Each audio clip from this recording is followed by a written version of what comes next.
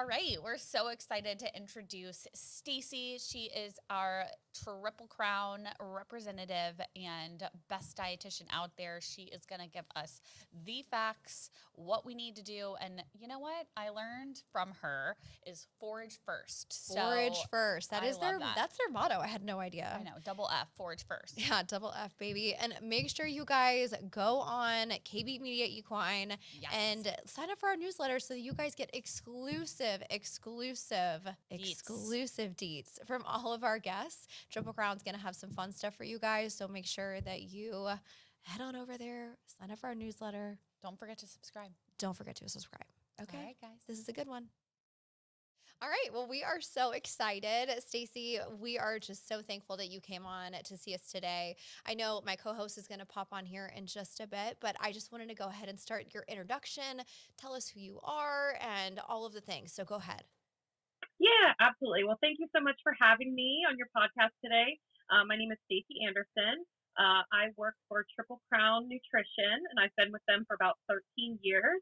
I've been working in the capacity with Triple Crown. I'm a feeding consultant, and I also do customer care.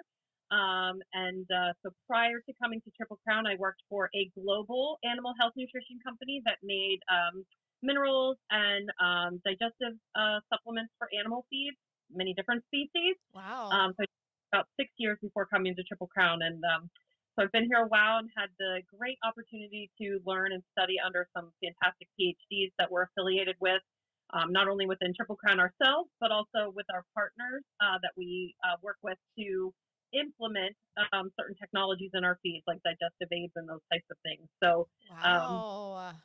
really great experience, and I love talking to equine owners and trying to help them figure out how to make their horses even healthier. Yeah, well, I just have to tell you, I know Alexis and I have fed at Triple Crown for so long, and we live in the North Georgia area, so we're right by Cherokee Feed and Seed, and I know that they are huge supporters of you guys, and so, but I have used your products for so long, and I feel like I feel like I haven't been in horses without you guys. So it's you guys have always been a big part of both of our nutrition and our routines for our horses.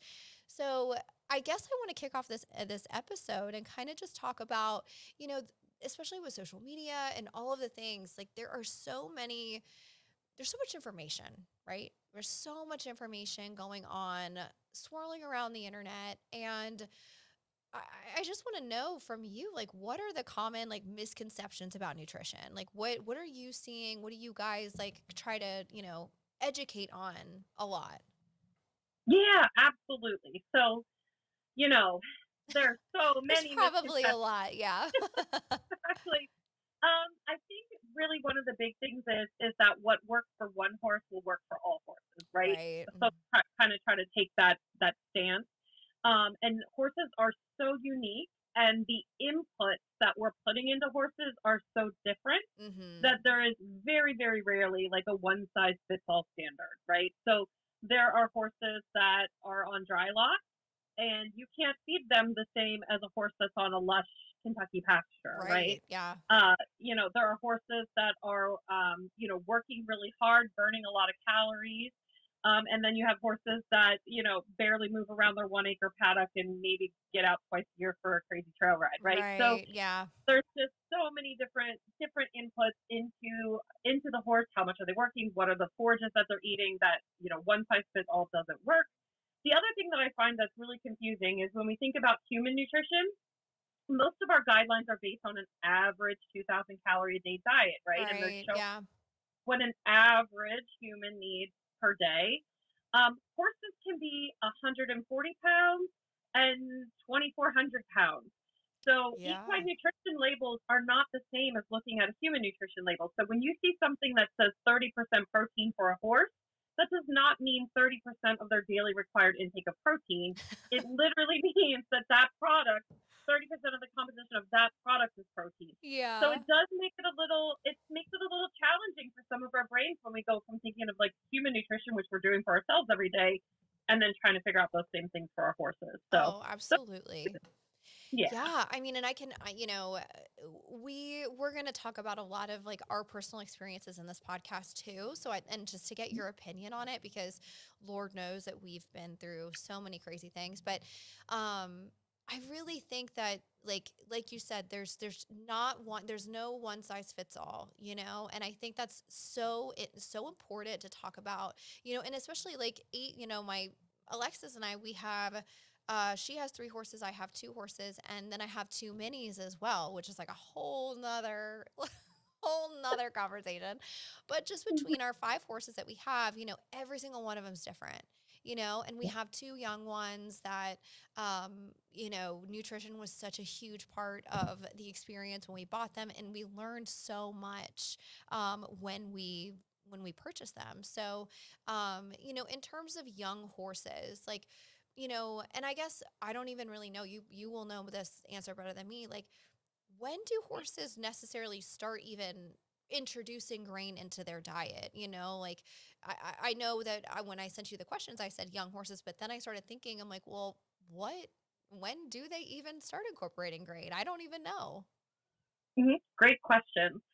So I would say for young horses, really, we need to think about starting when the mare is pregnant, or even before, when we're thinking about breeding the mare. Mm-hmm. We want her to have her vitamin mineral status, within our NRC recommendations, so that she can have the healthiest pregnancy possible.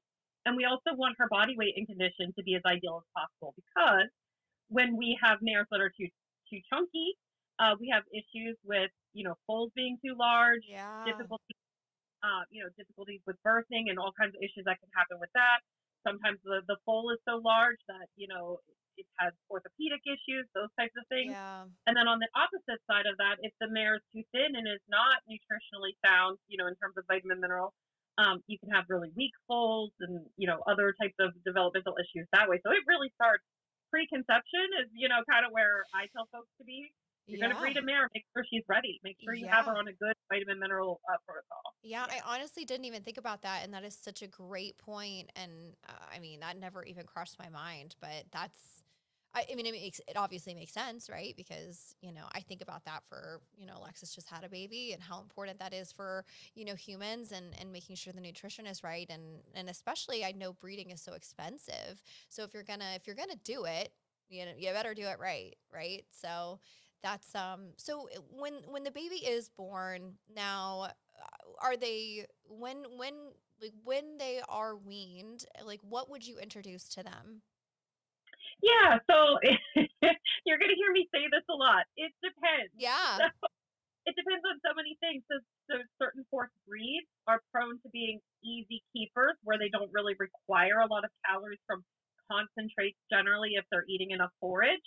And then there are some breeds that they grow very rapidly. They burn through calories very quickly, and sometimes those babies need a significant amount of calories to finish developing. Yeah. So it's one of those things. I personally, as long as the mare and foal are not overweight, I like to start introducing some concentrate right away, Mm-hmm. allowing the baby to creep feed, that type of thing. And again, as long as they're not becoming overweight. So a young horse, we want to be able to just sort of faintly see their ribs when they're turning to the side. We don't want them to get too much fluffier than that in general, Yeah. um, because that's what can cause too rapid of growth and creates like OCDs and issues like that. Yeah. We do want to make sure that these babies are getting proper vitamin and mineral nutrition, though, and balanced mineral nutrition. Right. So generally, I do like to see them creep feed a little bit, and then once they're weaned, I just transition them over to that feed on their own and adjust up and down as necessary to make sure they're maintaining adequate body condition. Mm-hmm. And generally, what that means is when you're feeding a growth feed, um, most growth feeds are going to be fortified to be fed at about 1 pound per 100 pounds of body weight. Okay. So to provide proper vitamin and mineral nutrition. Mm-hmm. But if you have a really thrifty foal that doesn't really require that amount of calories, or maybe you have beautiful forages and and the growing baby doesn't need that much, then those are the times where you think about adding a ration balancer to a smaller amount of feed, or Mm-hmm. even just feeding a ration balancer on its own. Yeah. So sure you're getting proper vitamin minerals. So with young babies, just like adult horses, it really depends on how they're doing with their forages. Yeah. And that's so interesting because when Alexis has come on, she's going to definitely want to talk about this for sure. But so I bought a 3-year-old and she bought a 2-year-old from the same breeder, same farm. And so we brought them, took them from their breeding farm where they lived outside, had access to forage, good forage 24/7, and then brought them into a, training facility, boarding facility, where, the turnout was more limited and the forage wasn't as good and they were babies, they're growing. So I quickly realized how important nutrition was. This was in 2022 that we bought our babies. And so that was really my first, and I've been in horses for a long time.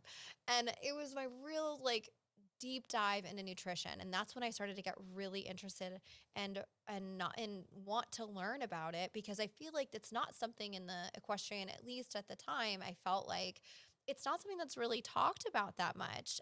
It's unless you have a problem like we did, until it becomes a problem, it's not talked about. And so in 2023, he was in his 4-year-old year, and he was starting to have showing signs of a lot of different things. His weight was decreasing. His muscle mass was decreasing, and he just overall his body condition was not doing well. So I started we ended up taking him to university and figuring out that he was diagnosed with EPM.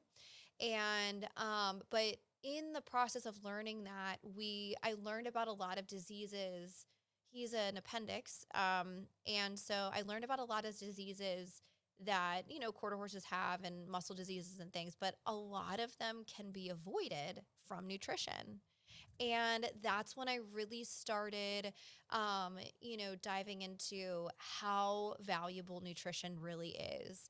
And that's why I'm so excited to have you on today, because I really want to just continue, because I mean, anytime anything happens to you personally, you always it hits home, but it's so important to educate yourself. And if you do decide to have a young horse or an older horse, doesn't matter, the knowledge of what they need and how to supplement them is so important. So I mean, when you have, because I talk to nutritionists in the process of doing that, and in learning all of these things. Now, I know we talked a lot about younger horses, but let's kind of switch to an older, maybe a mid-range, adult horse, not elderly, but a functioning working athlete. You guys have such a great wide range of feeds. Now, what would you recommend for an athlete, a horse that is competing and, in heavy training? What would that regiment look like, do you think? Yeah, absolutely. So at Triple Crown, we are very forage first. So That's so important. So important. It's good for the horse's brain. It's good for their digestive system.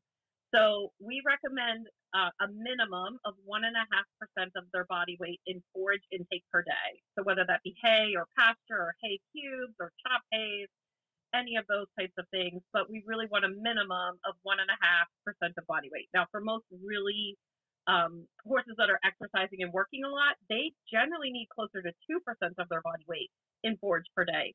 And so what that looks like is 15 to 20 pounds per 1,000 pounds of body weight of some type of decent quality forage. Yeah. So we want to meet those requirements first. And then after that, we're looking for, okay, what else do they need? Do they need more calories to maintain weight because of the work they're doing? Do they need more energy and stamina to perform what they're being asked to do? And or are they meeting NRC requirements for vitamin and minerals, which are also going to make them feel the best? Mm-hmm. So that's kind of what we look at next. And again, it really depends upon the quality, the quantity of the forage, and how much work the horse is doing. And that can really, vary with what do we put on top of the forage? Does this horse need 12 pounds a day of a high calorie feed? in order to perform appropriately with the proper amount of forage? Or does this farm have excellent quality forage, and this horse is a little bit metabolically more of an easy keeper? So maybe in that case, we're just looking at adding like a really good vitamin mineral supplement, like a ration balancer, and a little bit of fat, like in maybe some like rice bran or something like that, as needed, just to give them the calories and energy that they need. So Yeah. forage is so much of the puzzle with horse Hmm. nutrition, because that's really what we want to focus on first. Yeah, and I think that's it. I mean, and in like I just went through my whole spout of all of these things that I learned. I really think that number, that 2%, and that 15 to 20 pounds per day of forage, like I think that was so shocking to me. And I always obviously knew like horses needed it, but I didn't even understand how much they needed. And so I know that you talked about like the chopped hays and those types of things. Now, what is it like, when do you recommend people incorporate that into their diet? Do you think it's best soaked? How do you normally recommend people utilize that? Because it's such a great product and I use it all the time. So it's such a great product to really make sure that your horse is getting that forage. Absolutely. So there's a lot of really great ways we can incorporate chopped forages. It's actually really great to actually mix chopped forage in with your feed meal. Mm. It helps to slow the horse down from eating, so they're not eating that pellet or textured feed so quickly. Mm-hmm. That longer stem fiber provides more chew time, which helps to prevent incidences of choke. Also Yeah. gives a little bit more long stem fiber moving through the body, so it slows down the breakdown of that material as the horse is eating it, so you're not getting like crazy blood sugar spikes. Yeah. So that's a really great way to add it, is actually in with the feed itself. Other great times to use chopped forages are just before a ride or a stressful event, Mm. because feeding a chopped forage that the horse really likes, it's easy for them to chew, helps provide that mat in their digestive system so that they don't get gastric flash. So when you're trotting or galloping, you don't have that gastric flash because you have that nice mat in there helping to prevent ulcers. Also, in Wow. like trailering and things like that. Anything you can do to help, provide that sort of fiber-based mat is going to help prevent gastric ulcers, because it's helping with all the buffering and all of that sort of thing. So I would say those would be some of the main times to use them. But just even just having some chopped hay offered in a pan or something in their stall, Yeah. because so they go back and forth between long stem hay that you have locally versus some chopped hay, which is a little easier to chew. Variety is really good for horses. They like to Yeah. forage and pick. So that's a great option too. Yeah. Wow. Okay. So I never even knew that was a thing. I didn't even Yeah, know that. Well, now I'm doing that every time. I because that is so. I honestly, that's amazing. I've never even thought about that, and that makes total sense. So yeah, I love that. So now, in terms of quantity versus quality, like in terms of whether it's forage, grain, any of the things, are we always, I think sometimes that, at least in the past, I know talking to trainers or, maybe some old school trainers, especially, like they are all about, well, just feed them another scoop, like just, give them another, flake of hay. And I'm like, well, if it's crappy hay or if it's crappy grain, is it really is it really doing anything? All right, guys, quick break in the episode to talk to you guys about my favorite Essentia. You guys know I drink this all of the time, and they sent me this free case of water, and I just had to say a quick thank you to them and tell you a few reasons why I love it so much. So, alkaline water, honestly, if you are out, and it's about to be summer sometime, and if you're out moving around, horse girls, you guys have to have this. Stay super hydrated. I'm telling you, I live by this stuff. So, go do yourself a favor, go grab some Essentia, and you're not going to be sorry about it. yeah, absolutely. So quantity versus quality depends on the horse. At a minimum, though, we do want a horse consuming 1.5% of their body weight in fiber per day.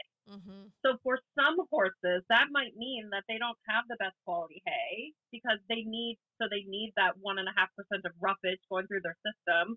But if we fed them a super high quality hay, that might be way too many calories for them. Mm. For some horses, that might mean like if we don't feed them a super high quality hay, they're eating 20 pounds a day of a really high quality hay, but because they're working so hard, they're still a little on the thin side, So for those horses, both quality and quantity can matter, right? Yeah. Some athletic horses, we can get to the point where they need so many calories, we almost can't get it into them with the hay, because they get full, right? They're eating 25, 30 pounds of hay. They're so full, but they're still thin just because the hay is not enough calories for them. Oh. So it really depends upon the horse, but I would say quantity is most important, just because that's what the horse's brain and digestive system wants. If you're not giving them enough forage to chew, they're bored, they're anxious, they can do things like cribbing, they can get ulcers because they don't have enough buffering from saliva from like gorging around and picking at the pieces of hay. So I would say number one is quantity, making sure they have enough quantity, and then number two would definitely be quality. We're looking for a good quality hay that suits that particular horse's needs. Some horses need alfalfa, some horses alfalfa would be not a great idea for. So all that sort of depends on what the horse is doing. Okay, so we have the $1 million question. What is it? Does alfalfa Oh, God. make horses hot? So from my viewing of information, there is not a scientific reason why alfalfa should make horses hot, because alfalfa generally is actually lower in sugars and starches than most grass hay. But anecdotally, there are people that say alfalfa makes their horse act up. And I just wonder if it's that the horse just really likes it, and so there's that excitability with it just because the horse is excited about having alfalfa. Yeah. The other thing with alfalfa is it is higher in calories. So if you had a horse that was eating like a really low calorie grass hay that had a lot of semi non-digestible fiber and wasn't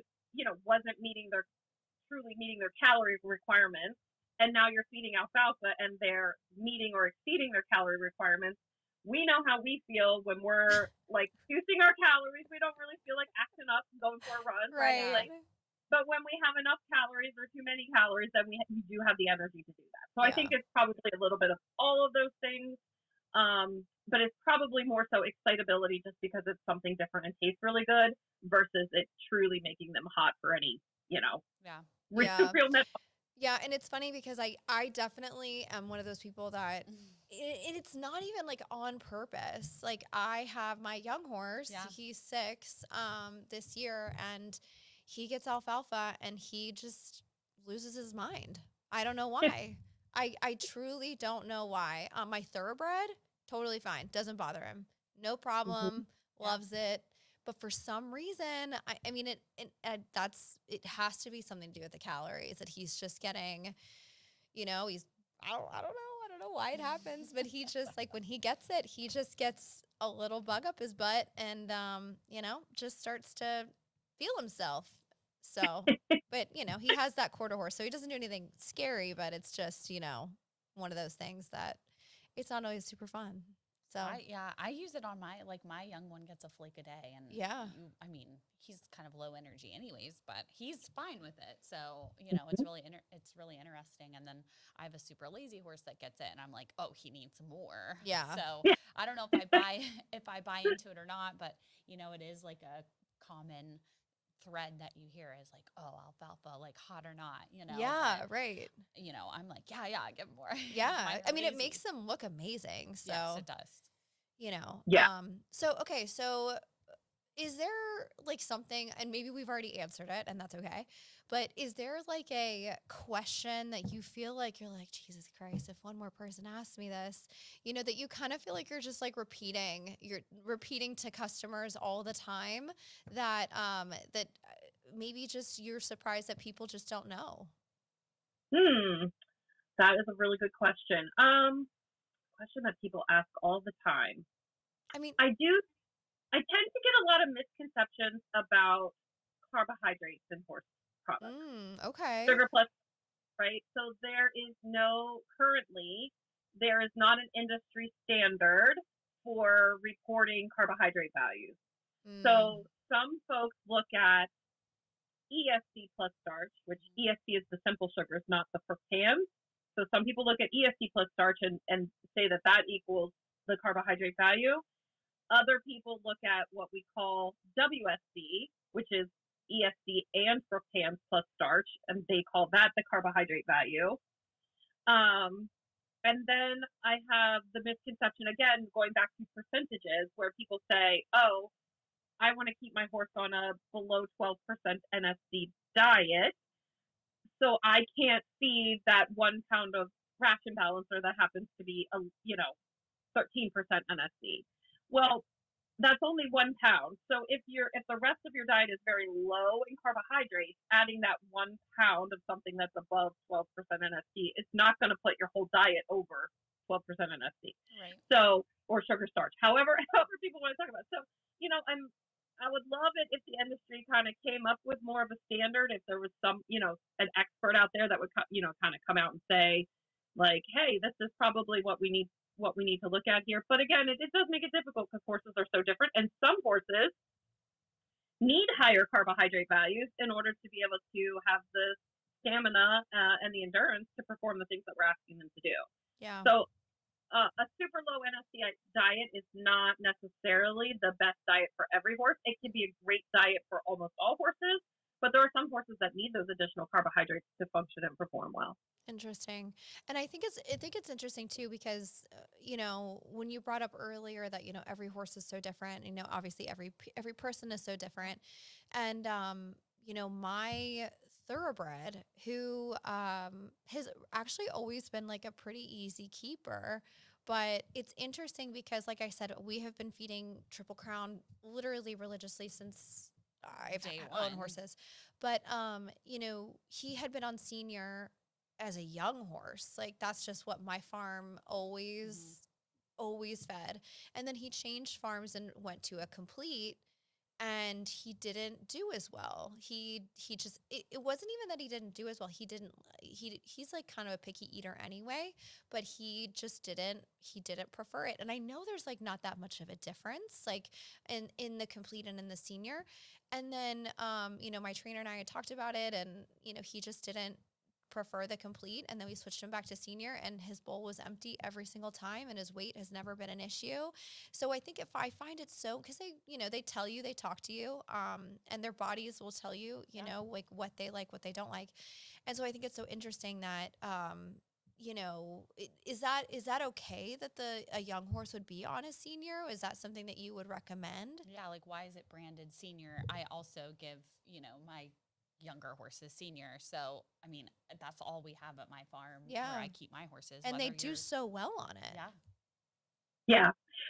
So the interesting thing about Triple Crown Senior is that really it's good for any age horse that needs calories but fairly low carbohydrates. Yeah. The only times that I don't prefer Triple Crown Senior for a younger horse is if you have an orphan foal or a foal whose mare is just not producing enough milk. Oh, because prior to weaning, their digestive system is still immature, and they digest carbohydrates better than they do fiber. So when you're supplementing with the feed before the foal is weaned, it's better to have a little more carbs like that you would typically find in a growth feed. But after that point, like if the mare's producing enough milk and or if the foal is already weaned, their digestive system is already mature enough that they can handle the Triple Crown Senior, and it's just as good for them as a growth feed at that point. So not all feeds would be that way. Not all brands of feed may be that way. Like some feeds, the calcium phosphorus might be a little like undesirable. Yeah, exactly. But with Triple Crown line, our senior feed is actually generally very good for horses of any age. Yeah, I mean, and the proof is in the pudding. I mean, all my horses are on it, and they love it, and they all look great. So, I mean, if it's not broken, don't fix it. Yeah. I do have a question, and something that my vet told me to do, because I got, like I said a little bit ago to you, I got a little crazy with the young one and how to feed him. And so she was like, listen, like, I'm not an expert, reach out to a dietitian. And I did so. And they also kind of led me to a website, feedxl.com. What Mhm. is your experience with that? And am I putting too much stock in things that I find? Obviously, the internet is not always a good place, but am I putting too much stock in what I find on that website? And is it worth it? Is it not worth it for people who don't have the ability to kind of reach out to someone like yourself? Yeah, so I love FeedXL. It can help you get a really good idea as to whether or not you're meeting your nutrition goals for your horse. The nuance with FeedXL is that it is not going to be super accurate unless you put your actual data in there, right? So Mm. a lot of folks don't test their hay, so they don't have a hay test, so they just choose one that would They be think. similar from FeedXL, Yeah. and then it's going to come up being deficient. Or even if you do test your own hay, a lot of folks don't test for specific like vitamins and minerals. They test the big ones, selenium, that kind of thing. Um, so if you don't put that information into FeedXL, your report is going to look like you're deficient in certain things, but in all actuality, you're not. You just didn't report those values, or Right. you didn't test Mm. for those values. Yeah. Okay. So, and there are some things in FeedXL that, so the NRC, the National Research Council for the Book of Horses, that's what all of our feeds go by. We make sure we meet NRC requirements. NRC hasn't defined certain values for some of the minerals and vitamins that FeedXL gives you the graph for. So in a way, it's like there's not really a lot of research on that. So how are you saying that you're supposed to be hitting that specific Right. level? Not to say, but still, FeedXL is excellent. It can give you really good insight into what you're doing and try to make sure that you're hitting your mark. Especially if you have a horse that needs very, very low carbohydrate values, FeedXL is excellent to help you kind of plan that out. Um, or if you're just trying to make sure that your horse is meeting vitamin mineral levels in general from the feed and supplements that you're providing, Yeah. just don't get hung up on those graphs when it comes out and it says that you're short in certain vitamins, minerals, because it's just not, it hasn't taken into account what is in the forage that you're feeding because you didn't give it that Right, info. right. I really have liked it and really used it. I have two, having a young horse and not knowing how much protein he should be getting and carbohydrates. And then I also have a Cushing's horse who's on the older end and he definitely can't have too many carbohydrates and starches. So it was a good way for me to kind of know, like, am I doing the best thing for them? And you're the expert, and a lot of times working with veterinarians, they go to school and they kind of learn a broad spectrum of everything, but they don't know like the details in nutrition as much as reaching out to someone like yourself. And you're kind of hard to find, I will say. Yeah. Yeah, it is. And it's ever changing too, right? I mean, I feel like I'm learning new stuff all the time. Like we used to talk about horses with muscle diseases like PSSM, 1 and 2. Yes. That's what I was talking about We, earlier. yeah, we used to talk about them all the time, like that you wanted, low carb, high fat is kind of what. But now we're finding that certain segments of those horses actually do better on higher carb, lower fat. Wow. So we're always learning, and Science. that's the advantage of where like working with one of your feed company or a private nutritionist. They're keeping up on those things where your vet has to keep up on every Everything. single day. Yeah. That's Yeah. that's amazing. And yeah, that's what I was saying earlier. We tested for, did a bunch of muscle biopsies on Ollie to check for PSSM and ENMD and all of these other things that Diet is were huge. that were really diet heavy, and it was just it was a crappy time in general, but I learned a lot from the experience and the importance of vitamin E. I mean, I think that people don't really know. I mean, I didn't know. I had zero education in that. No, and I had heard people be like, "Oh, like, are you giving vitamin E?" And we're like, whatever. No. And now we're both religious vitamin E feeders. Yeah, I mean, in really any supplementation at all. I think back to when I was younger, in high school and just in grade school in general. I mean, we weren't giving supplements like we are No. now, It was just, I mean, when I started, it was sweet feed or it not. was, yeah, And now exactly. it's senior or not, and then it's now senior and balancer and supplements. And Yeah. it's the industry has changed a lot, and science has really Yeah. developed. Yeah.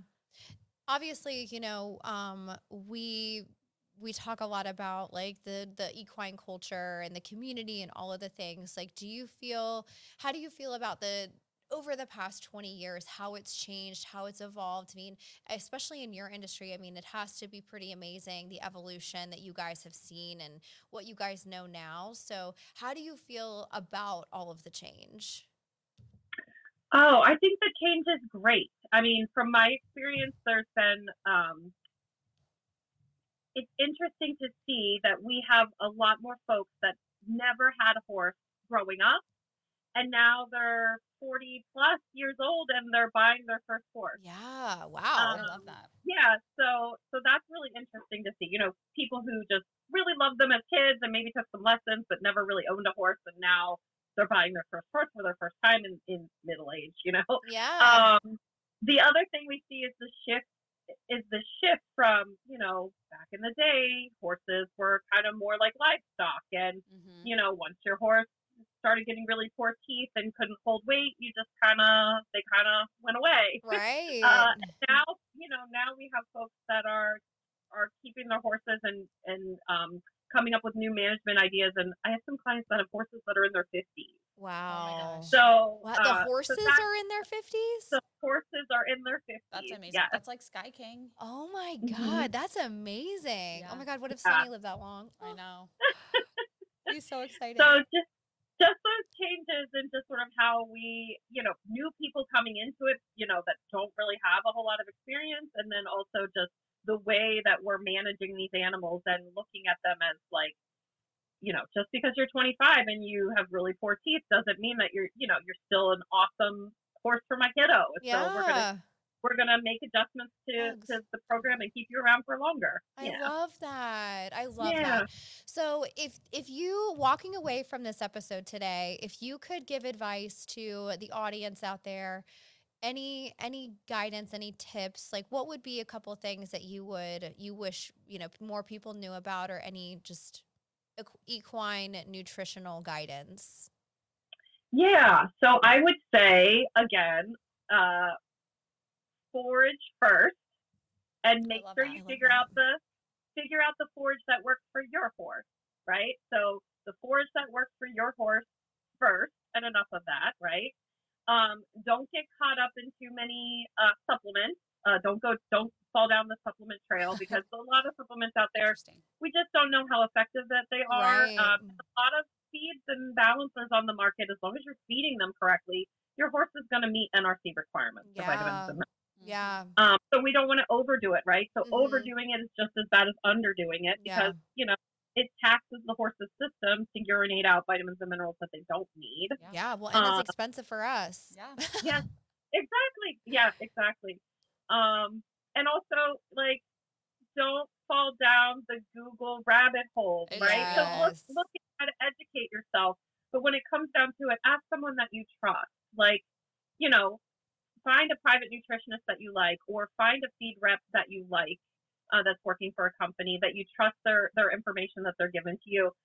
Because I'll tell you, if you put your question out there into the Google universe, you're gonna, your head will be spinning. Back away from Google. I know. And Reddit. And back away. All the Facebook groups. Yes. It's too much. Facebook groups will get you for sure. Yeah. Absolutely. Well, Stacy, we appreciate you so much coming on today. And honestly, so nice to meet you. Yeah. Thank you, ladies. Thank you so much for having us. We really appreciate you and choosing a Triple Crown Senior for your kiddos. And oh my gosh, I know. Triple Crown for life. Triple Crown for life, always. Perfect. Well, thank you so much. We appreciate you, and we will definitely be in touch. Yeah. All right. Thanks again. Have a good day. Well, friends, thank you for tuning in to another episode of the Adult Amateurs Guidebook Podcast. We hope you enjoyed the discussion, as always, and be sure to like and subscribe for more real and authentic conversations about the struggles and triumphs of balancing life and horses. Until next time, cheers to adulting and happy riding, friends.